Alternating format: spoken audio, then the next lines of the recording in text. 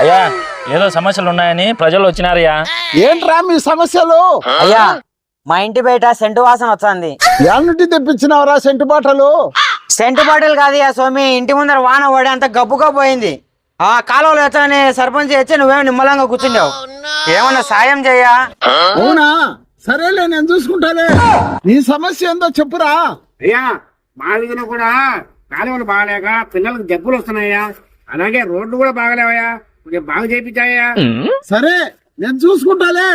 నీ సమస్య ఏందో చెప్పు. పోయా నాకు పెళ్ళి అయ్యి 5 ఏళ్ళు అయింది. నా భార్య నాతో సరిగ్గా ఉండడం లేదయ్యా. అవునా, సరేలే నేను చూసుకుంటాలే. నా పిల్లని నువ్వు చూసుకునేది.